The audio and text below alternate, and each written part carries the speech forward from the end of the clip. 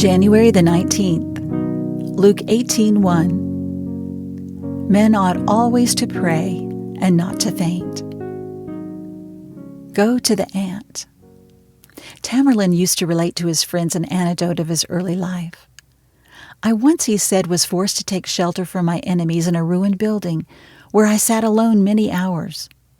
Desiring to divert my mind from my hopeless condition, I fixed my eyes on an ant that was carrying a grain of corn larger than itself up a high wall. I numbered the efforts it made to accomplish this object.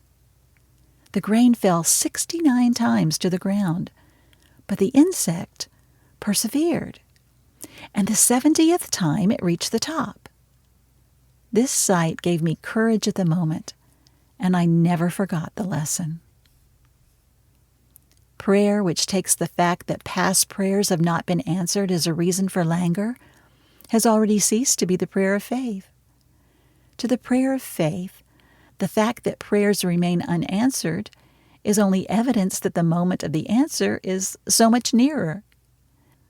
From first to last, the lessons and examples of our Lord all tell us that prayer which cannot persevere and urge its plea importunately and renew itself again and gather strength from every past petition is not the prayer that will prevail.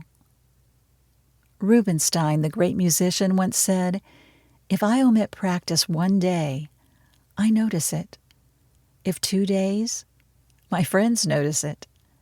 If 3 days, the public notice it." It's the old doctrine, practice makes perfect. We must continue believing, continue praying, continue doing His will. Suppose along any line of art one should cease practicing. We know what the result would be. If we would only use the same quality of common sense in our religion that we use in our everyday life, we should go on to perfection. The motto of David Livingstone was in these words: I determined never to stop until I'd come to the end and achieved my purpose. By unfaltering persistence and faith in God, he conquered.